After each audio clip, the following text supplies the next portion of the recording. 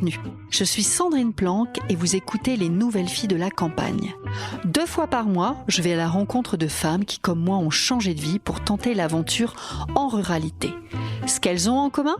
Elles ont redoublé d'audace. Pourquoi ? Eh bien, en allant vivre à la campagne, et comme si ça n'était pas déjà un sacré défi, elles ont changé de métier, développé une nouvelle activité, un projet, une passion, voire adopté un nouveau mode de vie. Grâce à nos échanges, je vous révèle tout de leur arrivée en ruralité, de leur projet de départ, leur intention, de leur nouvelle vie qui les a transformées, de leur joie et par moments de leurs craintes. Je vous offre des témoignages motivants, rafraîchissants, qui vous feront, je l'espère, sourire, plaisir et peut-être vous donneront envie de sauter le pas ou simplement d'y réfléchir. Maintenant, je vous emmène dans ma campagne. Bonjour, aujourd'hui je suis ravie de vous accueillir pour un épisode très spécial. Vous le savez, je suis toujours à la recherche de femmes inspirantes qui font bouger les lignes. Et cette fois-ci, je suis particulièrement fière de vous présenter une initiative qui me tient à cœur. En collaboration avec l'Association des maires ruraux de France, l'AMRF, je lance une série d'épisodes hors série pour mettre en lumière des femmes incroyables qui s'engagent pour la lutte contre les violences intrafamiliales en milieu rural. Pour ce premier épisode, j'ai l'honneur de recevoir Madame Nathalie Gavoil. Nathalie est maire de Trochère, référente départementale R de la Côte d'Or. Et surtout, une femme d'action qui œuvre chaque jour pour rendre nos campagnes plus sûres et plus solidaires. Alors avec elle, nous allons parler de son engagement, de ses défis et de tout ce qui fait d'elle une véritable nouvelle fille de la campagne. Installez-vous confortablement et préparez-vous à découvrir une histoire inspirante, pleine de courage et de détermination. Je vous remercie. Bonne écoute. Bonjour Nathalie. Bonjour Sandrine. Alors avant de commencer, avant de faire plus ample connaissance, Nathalie, est-ce que tu peux te présenter en tant que femme ? Juste en tant que femme. Qui es-tu Nathalie ? Alors en tant que femme, je suis Nathalie Gavoil, je suis mère de 3 enfants, grand-mère de 6 petites filles. Je travaille à plein temps comme animatrice périscolaire, chez les petits de 3 à 6 principalement. Et puis à côté, ma vie associative dans les associations. Et puis je suis mère aussi d'un petit village qui s'appelle Trochère. Une vie assez bien remplie, en tout cas, j'ai envie de dire. Très remplie. Très remplie. Femme en ruralité. Donc je viens d'entendre mère de Trochère, investie dans différentes associations. Oui. Femme en ruralité parce que tu es née en ruralité ? Alors non, je suis pas née en ruralité. Donc, je suis née à Dijon, qui est en Côte d'Or, Bourgogne-Franche-Comté, région Bourgogne-Franche-Comté. Et c'est mes parents, j'avais 10 ans, ont choisi d'habiter la campagne. D'accord. Et depuis l'âge de mes 10 ans, j'habite la campagne. Oui. Donc, ça fait quand même... Oui, on peut dire que c'est quasiment né en ruralité. Enfin, voilà. En tout cas, une grande partie. En tout cas, je la connais bien et voilà. Très bien. C'est quoi être une femme en ruralité, tiens, en 3 mots ? Être une femme en ruralité, c'est... je pourrais dire être un peu isolée quand même, être en solidarité aussi, malgré... Oui, en fait, c'est très ambivalent. Voilà. On peut être tout à fait isolé, mais en même temps en solidarité, puisqu'en ruralité, on se connaît quand même pratiquement tous. Et puis, développer, je dirais, une forte... Ténacité ? Ténacité. Je connaissais le mot. Merci, je le cherchais. Te présenter en tant qu'élue référente aux violences intrafamiliales et maire de Trochère, élue référente. Eh bien, en fait, depuis 2008, j'ai été engagée donc au niveau de la commune. Tout d'abord en étant adjointe, donc voilà, un premier mandat. Et puis le maire, ne souhaitant pas se représenter, un jour me dit « Oh, écoute, avec tout ce que tu fais, toi, moi j'y vais plus, mais toi, ça serait bien que tu y ailles. » Et puis avec ces encouragements, finalement, je me suis décidée. Laisser embarquer. Et laisser embarquer. Donc première élection en 2014. Et puis j'y suis retournée en 2020. D'accord, donc là ça fait 10 ans. Enfin même 11 là. Oui. On est en 2025, oui, on est en 2025. Et élue référente aux violences intrafamiliales, ça c'est arrivé... Alors là, c'est arrivé en fait en 2021, fin 2021, avec le congrès de l'Association des maires ruraux. C'est comme ça que tu as découvert C'est comme ça que le dispositif. Découvert. Voilà, tout à fait. Très bien. Il venait d'être présenté, c'était son lancement, et j'ai décidé de m'y embarquer parce qu'il y avait une résonance en moi et que j'avais envie aussi d'aider de ce côté-là. Hop, une petite valise de plus. Une petite valise de plus. Enfin, une grosse valise. Elle est assez conséquente. Voilà. un vaste sujet en plus.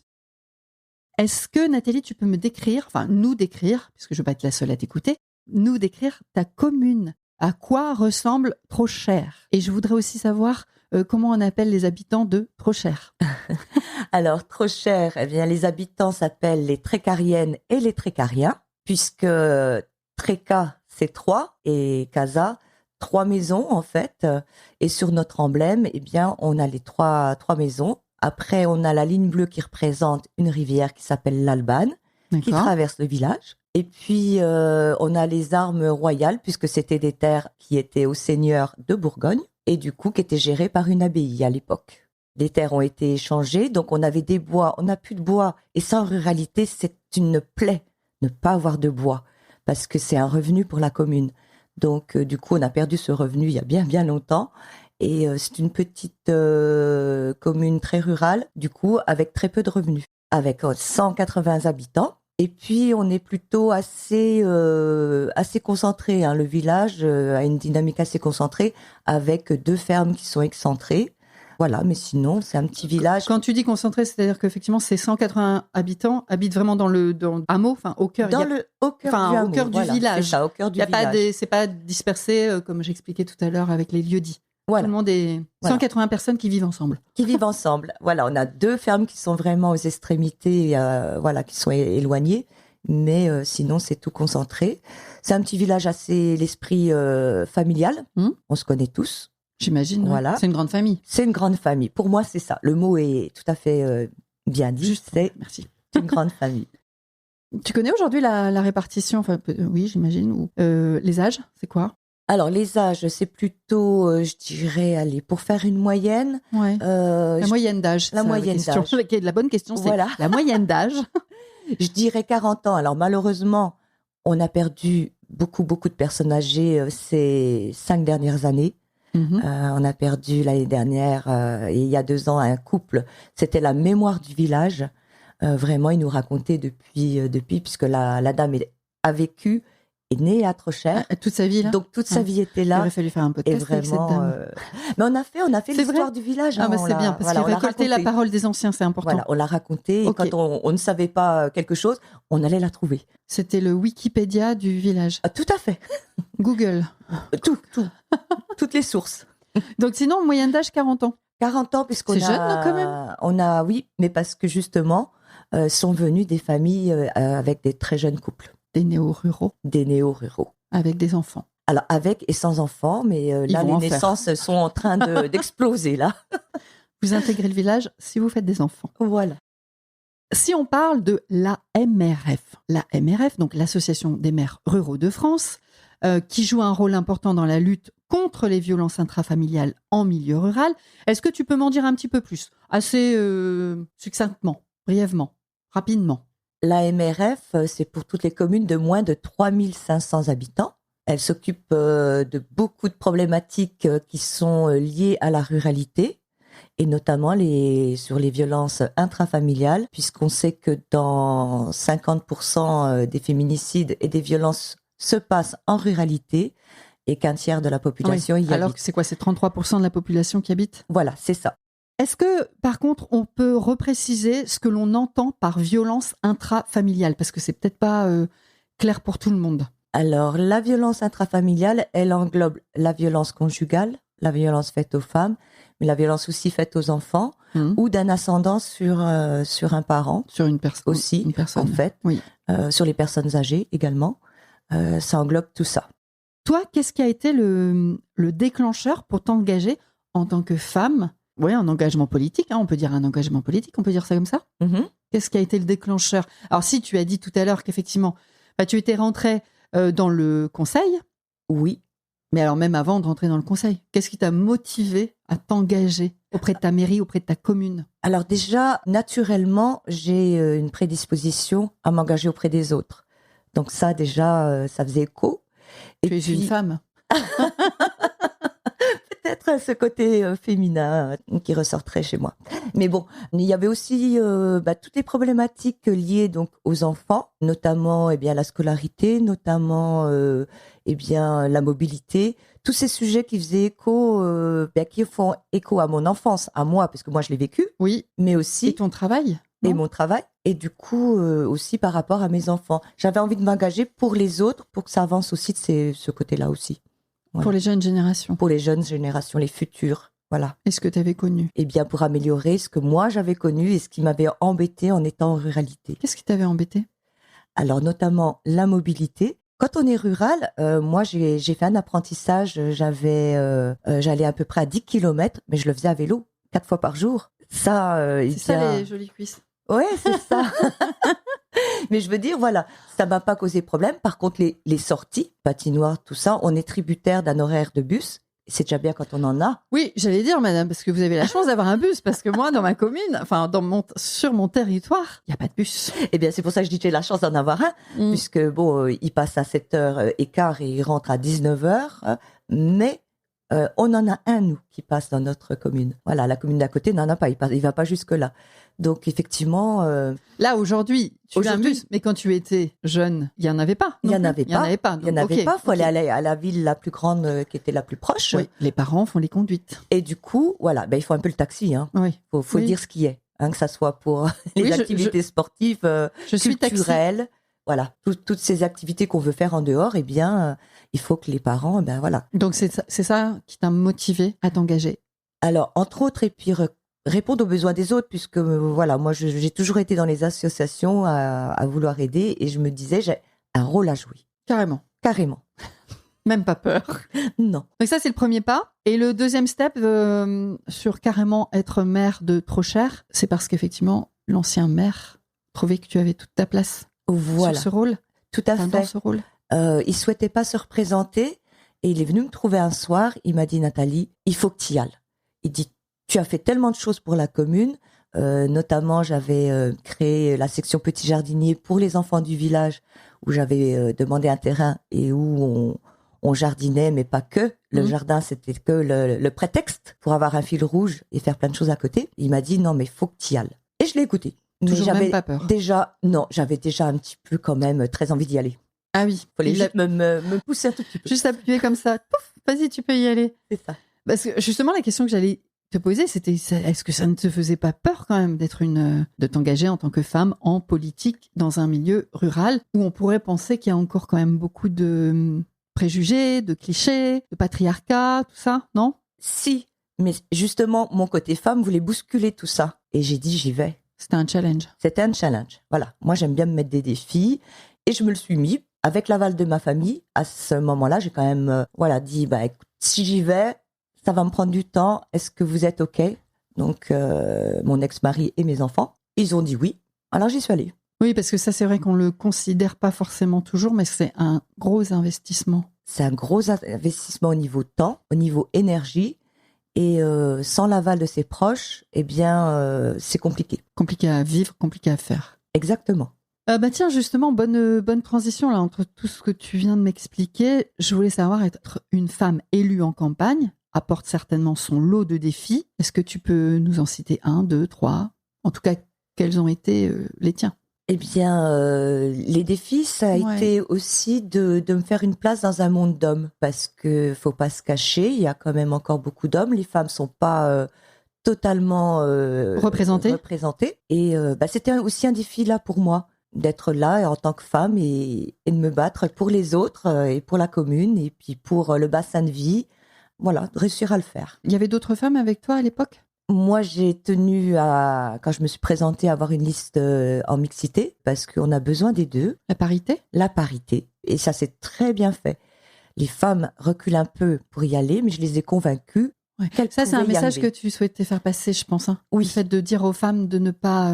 d'oser. D'oser, de ne pas se mettre de barrières. On est tout à fait capable de tout faire. Moi, je me rappelle d'un maire qui était... Alors moi, c'est mon deuxième mandat en tant que maire, qui est venu une fois me dire « Oh, écoute, là, je comprends pas, est-ce que tu peux m'aider, toi ?» Mais j'étais toute fière de pouvoir l'aider, puisque lui, c'était son premier mandat et qu'il avait une interrogation. D'accord, de l'accompagner. Et c'est de se dire, on est capable, on n'est pas plus bête qu'une autre et on est au même niveau. Quand on commence quelque chose, on est au même niveau que tout le monde. Pourquoi, à ton avis, les femmes, elles n'osent pas s'engager en politique sur nos territoires ruraux ou même en ville? Enfin, pourquoi elles n'osent pas, à ton avis? C'est un truc de femme ou... C'est un truc de femme. Alors ça, se mettre des barrières, des freins, ça c'est tout à fait typiquement féminin. D'ailleurs, on le voit dans les études, puisque jusqu'à un certain niveau d'études, les femmes y vont. Mais dès qu'on monte un peu, elles ont peur de pas y arriver et elles se mettent énormément de freins. C'est pareil en politique, c'est pareil pour l'engagement au niveau de la commune. Les femmes pensent ne pas y arriver.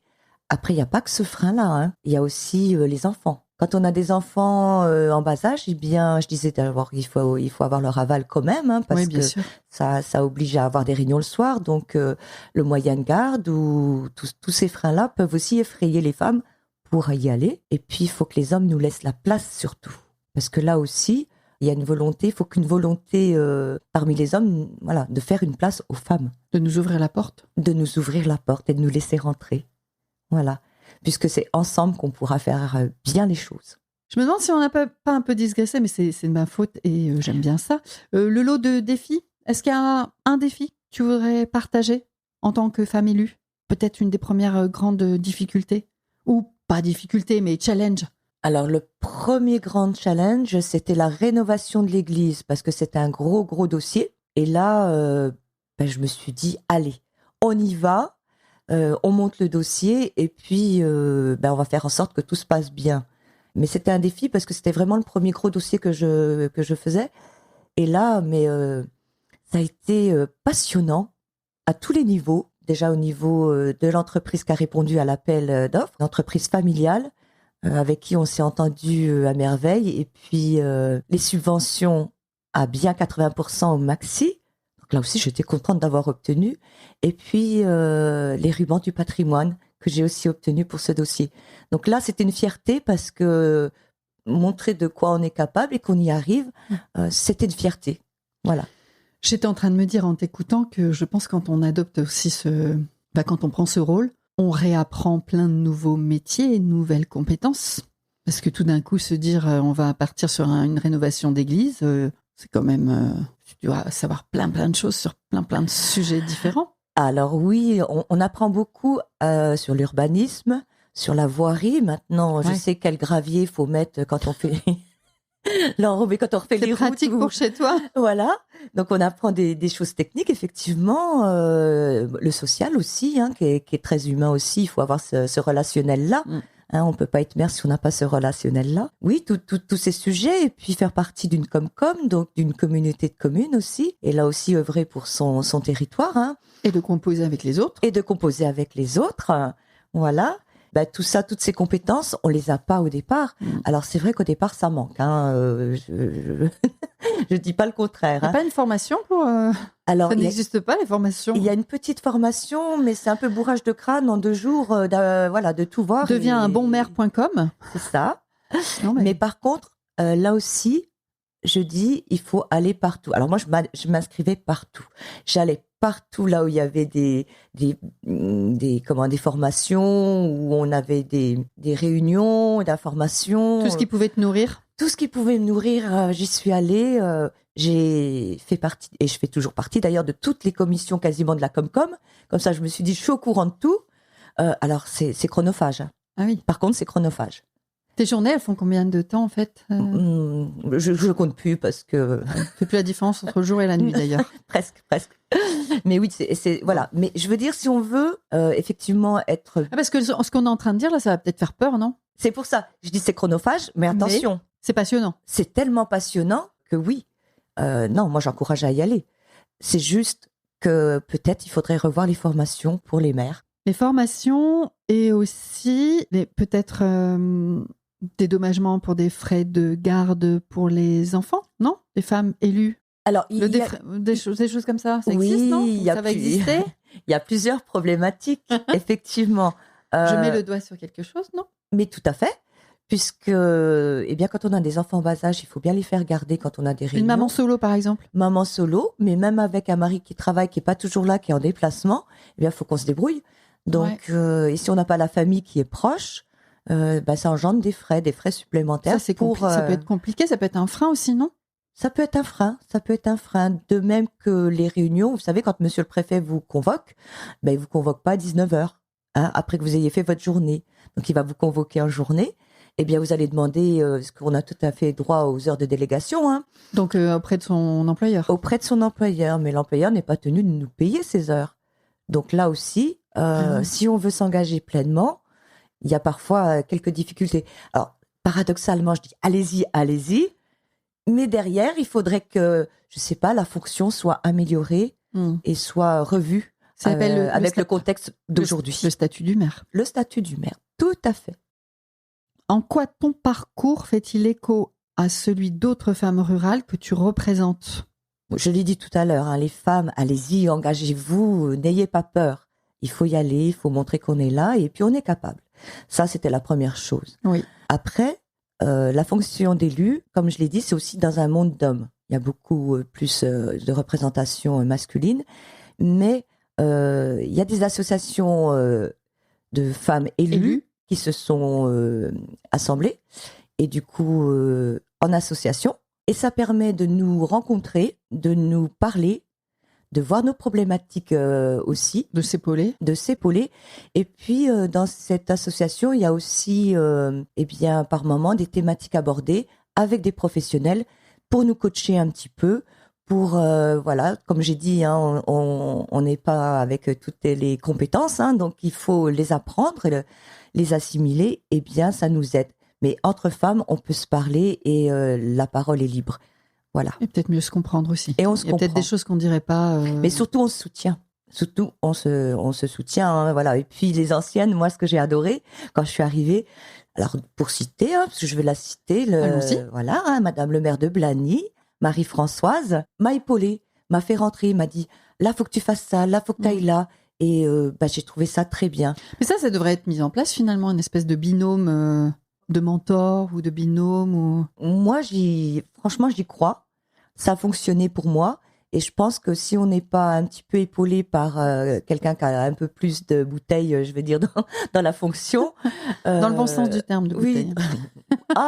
Oui. Il y a la troisième mi-temps aussi dans les conseils municipaux. Mais ça, il ne faut pas trop en parler. Non, pas ici. Donc, non, pas ici. Enfin, on fait comme si on ne l'avait pas dit, quoi. Non, voilà, j'ai rien dit. Mais, mais voilà, c'est vraiment une vraie épaule. Et ça devrait être mis en place, effectivement. Moi, j'avais pensé à quelque chose, un mandat de 6 ans. Eh bien, c'est que la dernière... que le maire soit celui qui veut partir dans le conseil ou même d'autres, il soit un petit peu le tuteur. En tout cas, il fasse peut-être une 7e année. Une espèce de transition. Le nouvel élu pour la transition, effectivement. Et puis lui donner les clés. En parlant de clés, tiens, une petite anecdote. Moi, on m'a donné un trousseau. Un gros trousseau avec toutes les grosses clés. Mais je ne savais pas à quoi elles correspondaient. Donc, Fort Boyard. Tiens, les clés de la mairie. Du gymnase, du club sportif, de la salle, le cabanon, enfin tout. Et débrouille-toi et cherche maintenant. Et cherche. Tu l'as voulu, tu l'as eu. Mais voilà, c'est une petite anecdote. Mais, très bien. Voilà. On parle un peu plus du programme R, E2R, qui veut dire élu rural, relais de l'égalité. Est-ce que, en quelques mots, en une phrase, tu peux expliquer ce qu'est ce dispositif, s'il te plaît? Alors, ce dispositif a été créé à la suite du congrès des maires ruraux en 2021. C'était de venir en aide aux femmes qui subissent déjà des violences, dans un premier lieu, mais par extension à toute personne vulnérable et qui subit de la discrimination, et puis aussi pour intervenir sur l'accès aux droits en ruralité. Inégalité sociale. Toute inégalité. Donc, ça touche effectivement plein de champs, mais avec un volet spécifique sur les violences intrafamiliales. D'accord. Ça, c'est vraiment le plus gros du job. Voilà, c'est ça, exactement. Malheureusement, puisque les chiffres parlent et que, voilà. Tu peux rappeler les chiffres, justement? Effectivement, c'est les violences faites aux femmes en ruralité. Voilà, c'est 50% des violences qui se passent en ruralité, et alors que 33% de la population y habite, donc c'est énorme. Et puis, il y a des spécificités autour de la ruralité par rapport à ces violences. Eh bien, les spécificités, c'est déjà la mobilité, ça c'est la première chose. Quand tu dis spécificité, tu veux dire les causes pas les causes, mais quand il y a des violences, eh bien, il y a des freins pour la victime pour pouvoir parler de ces violences, de pouvoir signaler ces violences. D'accord. Donc tu disais la mobilité. La mobilité. L'accès à la mobilité. Alors, l'accès à la mobilité, ouais. En ruralité, c'est important. Et puis, dans un couple, parfois, il n'y a qu'une voiture. Donc, et c'est en général monsieur qui s'en sert. La précarité de l'emploi, là aussi, puisque c'est des emplois souvent à mi-temps ou alors, eh bien, faut aller chercher loin. Donc, moi, je vois chez moi, le bassin, il est à 30 km. Donc, voilà, sans mobilité, sans rien, ben, vous êtes un peu isolé. Ouais. Donc, isolement. En fait, il y a une forme d'isolement qui se crée. Isolement familial. Les structures éloignées. Les structures d'aide, de service. D'aide et de service, les deux. Les médecins qui sont beaucoup moins présents sur le territoire rural. On est en manque de médecins en général. C'est pas que dans la ruralité. Mais dans la ruralité, eh bien, ça pose encore plus de problèmes. Ce qu'on appelle les déserts médicaux. Voilà, exactement. Les déserts médicaux. C'est toutes ces spécificités-là qui font que les chiffres sont plus importants. C'est ça que tu voulais dire? Oui, cet isolement vraiment, vraiment fait que, voilà, la précarité. Alors, la précarité aussi, ça peut être aussi le chômage, parce que bon, ça isole. Les violences arrivent souvent, à ces moments-là. Un espèce de cercle vicieux quand même. Oui, cercle vicieux, c'est exactement le mot. Pour le programme R, on a fait le tour. Tu nous as expliqué ce que c'était, à quoi ça servait. Toi, tu l'as découvert donc à une assemblée, une réunion de l'AMRF. Oui. Quand le dispositif a été présenté. Tout à fait. Et tu t'es dit, je m'engage.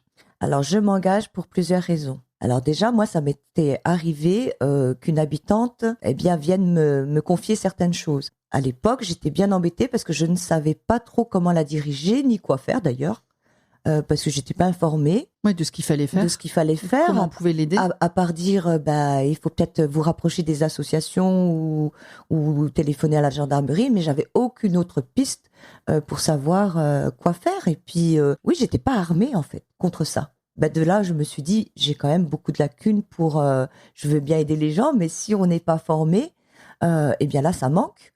Et j'avais un grand manque. De là aussi, ça m'a poussé aussi à m'engager davantage. Répondre à une problématique qui touchait ma commune et la ruralité en particulier. La porte de la mairie, c'est la première que l'on ouvre. Je sens souvent les femmes, c'est la mairie qu'elles vont voir, ou madame le maire, ou monsieur le maire, oui. Pour parler de ces problèmes-là. Que ça soit problème de violence, mais aussi j'ai eu des problèmes aussi de gens qui ne pouvaient pas se chauffer, qui venaient me demander de l'aide, problème de gens qui avaient du mal à joindre les deux bouts, donc au niveau alimentaire, me demandaient aussi une aide.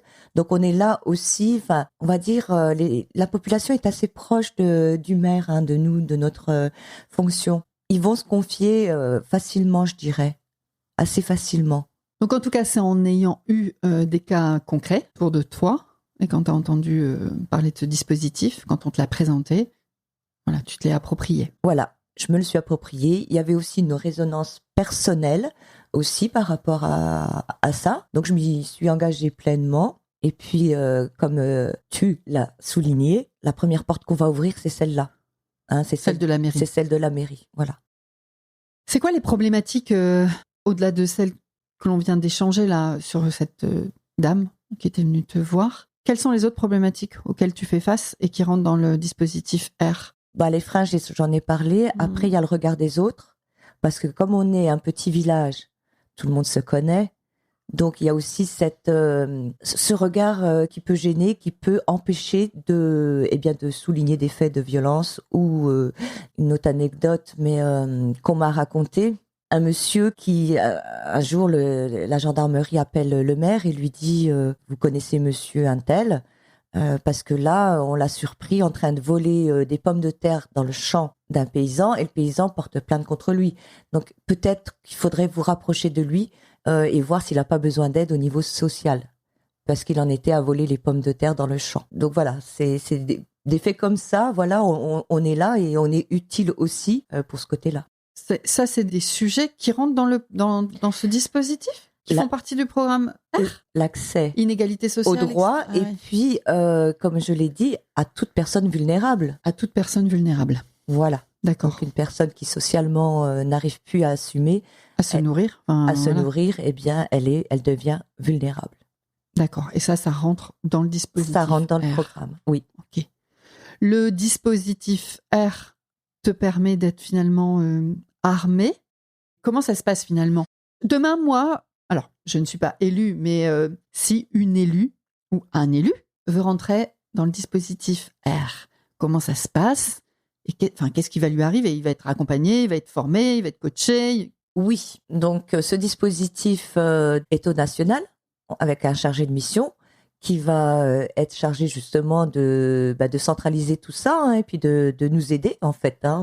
Si on a des questions juridiques ou d'autres questions, il va faire les recherches, il va nous aider. D'accord. En fait, il y a un support derrière. Il y a un support, il y a une boîte à outils qui a été construite aussi, hein, donc on peut piocher dedans, ça nous aide. La foire aux questions aussi, on a une question. Il y a un site internet, c'est ça? C'est sur le site? Alors, sur le site de la MRF, sur la rubrique R.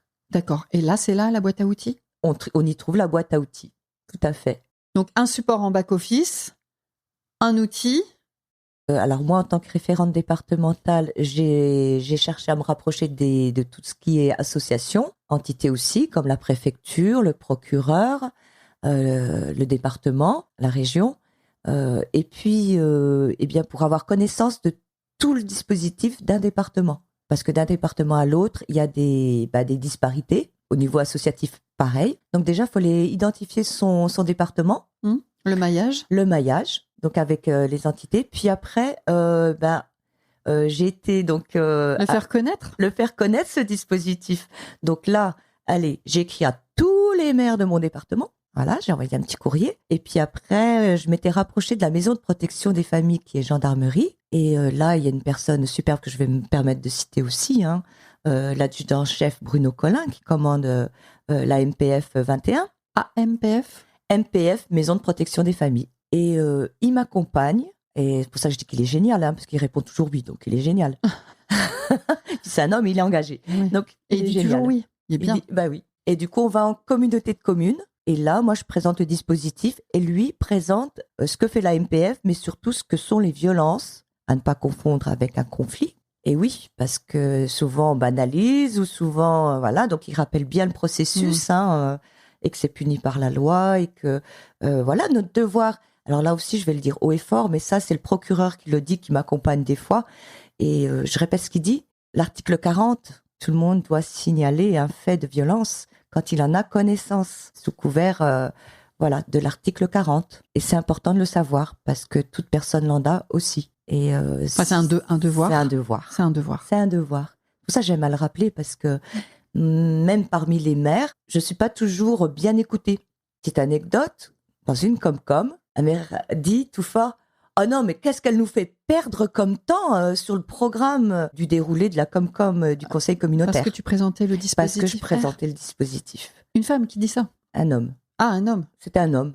Bon, ça aurait pu être une femme. Hein, oui, je pense que... Voilà. Mais non, c'était un homme pour le coup. Mais c'était ce qui m'a beaucoup frappé, c'était le regard. On est maire, eh bien, on doit la sécurité.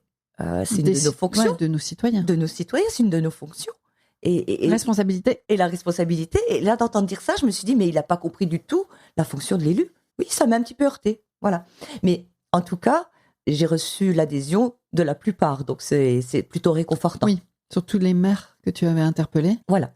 Donc, c'est plutôt réconfortant. Donc, on va Donc, toi, tu es là pour un peu porter le message, expliquer comment ça se passe, comment ça fonctionne, ce qui peut être fait, etc., etc. Pour élargir. Pour élargir. Alors, je fais des événementiels aussi, là encore, avec la déléguée au droit et à l'égalité du préfet, procureur, police, gendarmerie, association de victimes, mais aussi d'auteurs, ce qui est intéressant. Et puis, département, tout ça, pour à destination des maires, mais des secrétaires de mairie, puisqu'elles sont là aussi en première ligne. Oui, j'allais dire, elles sont en première ligne. Elles sont même en première carrément ligne. La première de la première. Tout à fait. Et les présidents de CCAS qui aussi, pour qu'ils soient sensibilisés à la cause, informés, et pourquoi pas qu'ils aillent aussi vers une formation. Donc, pour moi, c'est important aussi de bien connaître ce problème et que les premières personnes qui peuvent être confrontées à ça, eh bien, soient sensibilisées et formées. Notamment formées aux signaux faibles. Parce que, de pouvoir détecter. Ah oui, c'est important parce que quand une personne vient vous voir, moi j'ai déjà eu le cas, on vient vous voir pour un dossier. Pas forcément de violence, pas forcément parce qu'on est dans le souci. Et puis, au fur et à mesure de la discussion, tu comprends que je comprends qu'il y a peut-être quelque chose, et sans non plus interroger de façon brutale, frontale, mais avec justement, en faisant ces formations, avec une espèce d'approche, voilà, tout à fait. Eh bien, il y a des choses qui peuvent sortir. D'accord. Et c'est ça, détecter les signaux faibles, et c'est à ça qu'il faut aussi se former. La place de la femme en ruralité, par moments son invisibilité. Oui. Est-ce que tu connais des initiatives qui sont mises en place? Ou alors, quelles initiatives on pourrait mettre en place pour rendre les femmes plus visibles en ruralité? Déjà, je penserais pour les forums féminins, strictement féminins. Alors moi, j'aime bien dire, pas que, mais il faut aussi savoir se retrouver entre femmes pour pouvoir justement parler de nos expériences, de parler... Un peu comme avec ton association, avec les maires, les élus femmes. Voilà, c'est ça. C'est des cafés, par exemple, on peut se faire un matin, un café, voilà, où on se réunit, on parle de nos problématiques, eh bien on peut trouver des solutions entre nous, mettre des choses en place. Et dans la ruralité, c'est important, ce côté se rassembler entre femmes. Voilà. Et toujours, alors moi j'aime bien le dire, n'oublions pas les hommes. Moi je les aime, les hommes, mais... voilà, à un moment, ça fait du bien aussi de se retrouver entre femmes avec des problématiques bien spécifiques de femmes. Oui, de parler même langage et comprendre, de se comprendre. C'est ça. Est-ce que tu veux revenir sur le côté, le regard des autres? C'est vrai qu'on en a parlé déjà un petit peu avant, mais voilà, en campagne, tout le monde se connaît. Ça peut être particulièrement difficile de parler des violences que l'on subit. Comment tu peux encourager les femmes à aller briser le silence malgré cette proximité sociale? Donc, en ruralité, dans un village, j'ai dit, surtout quand il est de taille, on va dire, moyenne, tout le monde se connaît à peu près. Ce qui peut faire un frein, parce que le regard des autres sur, je veux dire, on a peur d'être peut-être jugé. Moi, c'est beaucoup ressorti, ça, la honte. Oui. Surtout que je pense que la femme, à ce moment-là, elle est légèrement diminuée. Oui, elle n'est pas en capacité. Elle n'est pas en capacité. Elle n'est pas en capacité, et du coup, eh bien, elle va pas oser parce que elle va se dire, ah oui, mais là, on me connaît, on va me juger, qu'est-ce qu'on va penser de moi, et puis tout ça. Et autre chose, ah oui, mais là, le maire, il connaît mon mari, il va jamais vouloir. Ils sont amis, ils sont, voilà, c'est sont ça. Potes de rugby. Est-ce qu'il va m'aider? Chef brigadier, là, non, mais il connaît mon mari, ça va être compliqué. Ça revient souvent? Ça vient, en tout cas. Et ça devrait pas. Après, moi, j'encourage les femmes à aller, alors quand elles ont de la mobilité, ou alors qu'elles demandent à quelqu'un de se faire véhiculer, mais d'aller peut-être dans la commune d'à côté, peut-être dans le commissariat d'à côté, la gendarmerie d'à côté. De changer de commune, quoi. En tout cas, pour la première approche. Parce que pour l'anonymat, justement, pour éviter la peur d'être stigmatisée, la peur d'être jugée. Ok, donc de s'adresser à la commune voisine. Oui, là, ça peut aider. Selon toi, comment on peut changer les mentalités en ruralité, en campagne, pour que les femmes, effectivement, elles se sentent moins jugées lorsqu'elles cherchent à dénoncer, à parler de ces violences? Comment on peut changer les mentalités? Justement, R est là pour y répondre. Alors, ça va être le volet prévention, sensibilisation, et là, justement, d'organiser des événements où la population est invitée. Moi, je fais aussi des approches dans mon bulletin municipal, par exemple. C'est comme une campagne de sensibilisation? Ah, tout à fait. De montrer qu'on est là, voilà, c'est ça. Possible, ouais. D'ouvrir un peu les signaux, quoi. D'ouvrir les signaux, et puis de dire que c'est pas normal et tout ça. Ouais, de dire que c'est pas normal. Voilà. Parce que j'imagine qu'il y a une certaine forme quand même de normalité dans certains environnements ou territoires. Enfin, la campagne est rude. Oui. La campagne est c'est rude. Normal c'est normal de travailler dur, c'est normal, la vie elle est dure. Voilà, il y a encore cette notion. Il y a encore cette notion-là qui reste ancrée. Et c'est là où nous, on peut agir, justement, en changeant les choses et en rendant aussi la visibilité des femmes qui arrivent, parce que ça soit une agricultrice, tout ça, il faut les rendre visibles, ces femmes. Il faut les rendre visibles parce qu'elles sont capables de faire et de dire, elles sont fortes aussi, de dire, on peut rompre les choses et on peut rompre tout ce qui a été depuis des années, la normalité, transmis, je dirais, parce que dans certaines familles, il y a une transmission, il y a la famille cautionne aussi. Parfois.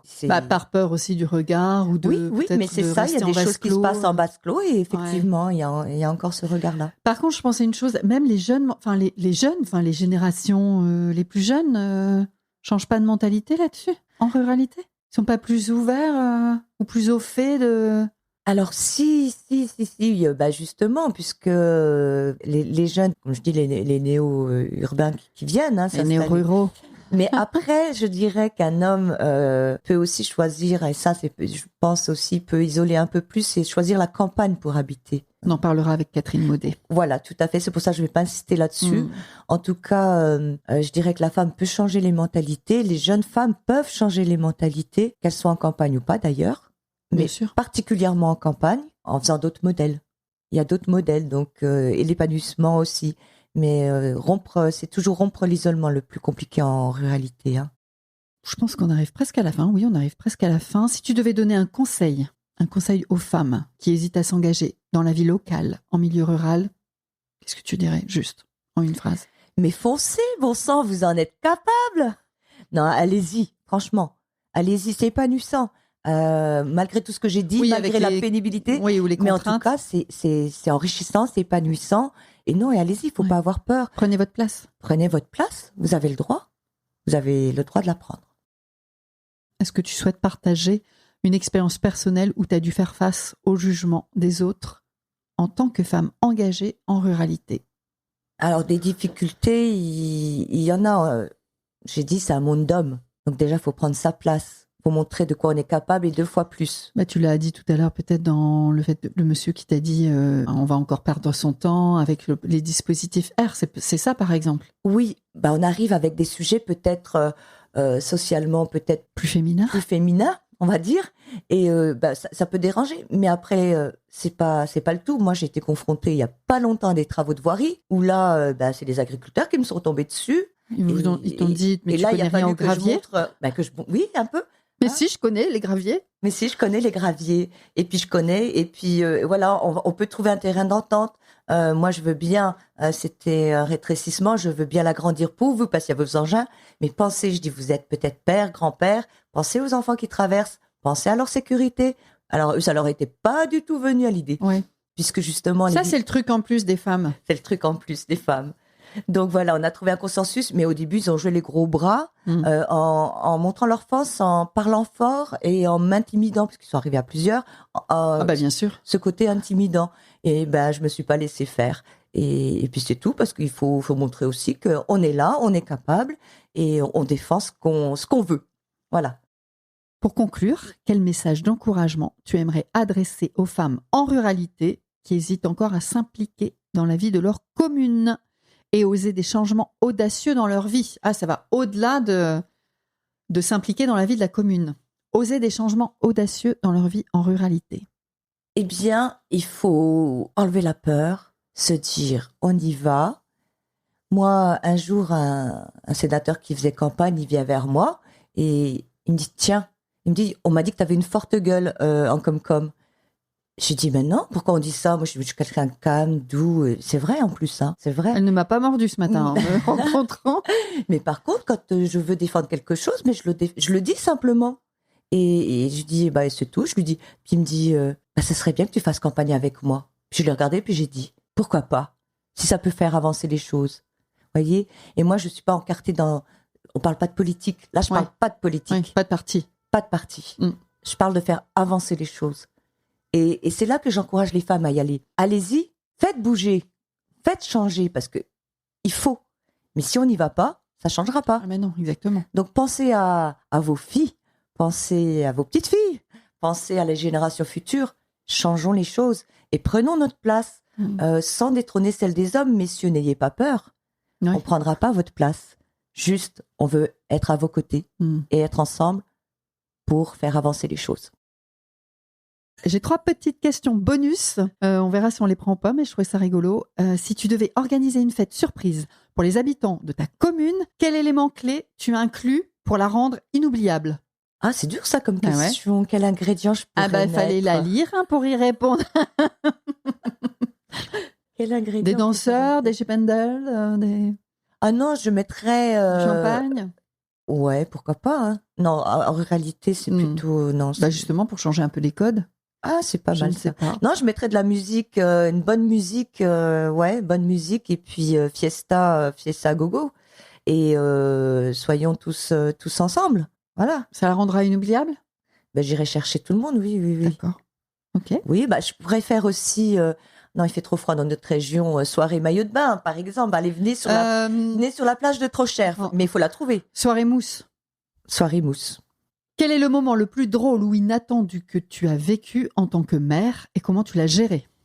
Un drôle, oui, c'est vrai qu'il y a des choses drôles qui... Il n'y a pas quand même que des choses dramatiques parce que là, je vais pas avoir envie. Hein. qui se passent. Non, il y a... Et la troisième, et comme ça, tu as le temps de réfléchir. Ouais. Quel est le moment le plus, on va dire là par contre, où tu as ressenti le plus de fierté et d'émotion en tant que mère et qui restera gravé dans ta mémoire? Alors même si c'est pas terminé, parce que tu n'as pas fini ton travail. Ce qui m'a ému le plus, moi, dans ma fonction, c'est la première fois que j'ai marié des gens, mais j'ai pleuré avec eux. Donc c'était un peu bizarre, parce que j'étais tellement émotionnée de les marier que j'ai pleuré avec eux. Voilà. Donc c'est une petite anecdote, mais... Et maintenant, tu pleures encore ou pas? Ou t'es un peu plus rodée? Non, ça y est, je suis plus rodée maintenant. D'accord. Voilà. Voilà, une boîte de Kleenex juste à côté. Pas loin. Très bien. Alors, amusant, le plus drôle ou inattendu? Courir après un cheval errant. C'est pas mal, c'est marrant ça, parce que plus tu veux le choper et plus il recule. Donc, toute seule? Oui. On t'a dit, il y a un cheval qui court dans le village. La gendarmerie m'appelle et me signale un cheval errant sur la route. Voilà, je vais prendre ma petite voiture parce que c'était un petit peu plus loin que le village. Et là, effectivement, je le vois et puis je dis, qu'est-ce que je fais? Et j'ai essayé de l'attraper. J'y suis arrivée quand même. Hein. Donc, dans les fonctions de mère, on doit courir après les chevaux. Ouais. Les chevaux, les chiens, les vaches aussi. Oui, ça fait partie de la fonction. Très bien. Eh bien, on va terminer comme ça, je pense. On va terminer notre entretien comme ça, notre podcast comme ça, notre conversation comme ça. Donc, si effectivement, je souhaite m'engager dans ma commune, je dois être capable de courir après les animaux. Tout à fait. Qu'est-ce que tu as envie de nous dire pour conclure cet épisode? J'ai envie de dire que moi, je me suis et je m'épanouis encore dans cette fonction. Le lien avec les citoyens, ça n'a pas de prix non plus. Alors, des fois, ils vous gueulent dessus. Et puis, des fois, ils sont tellement reconnaissants... ça fait chaud au cœur. Et puis, oui, on s'épanouit. Et on a plein de connaissances. Merci. Merci à toi, Sandrine. J'espère que tu as passé un bon moment. Un très bon moment. J'aurais encore plein de choses à dire, mais... on fera toute une série, la saison de Nathalie. Épisode 1, épisode 2, épisode 3, épisode 4. Voilà. Très bien. Impeccable. Le feuilleton. Ouais, c'est ça. Comme une espèce de série. Voilà. Bon, merci Nathalie. Merci Sandrine. Je te libère. Merci. À bientôt. À bientôt. Au revoir. Merci pour votre écoute, merci d'être resté jusqu'au bout de notre échange et si vous voulez continuer à m'encourager et surtout à faire connaître le podcast, vous pouvez mettre 5 étoiles et un commentaire sympathique sur Apple Podcast et Spotify. Surtout, vous n'oubliez pas de vous abonner à la chaîne de podcast pour être notifié des nouveaux épisodes. Et si vous voulez faire partie de la communauté des nouvelles filles de la campagne, abonnez-vous à la newsletter. Alors soit vous m'écrivez sur les nouvelles filles de la campagne @gmail.com, tout attaché en minuscules, ou vous me contactez sur les réseaux sociaux des nouvelles filles de la campagne, Instagram et Facebook. Je vous dévoile les coulisses des nouvelles filles de la campagne, des tips, des astuces, des sujets, la sortie des nouveaux épisodes et plein d'autres surprises. Alors un grand merci et je vous dis à bientôt. Ciao!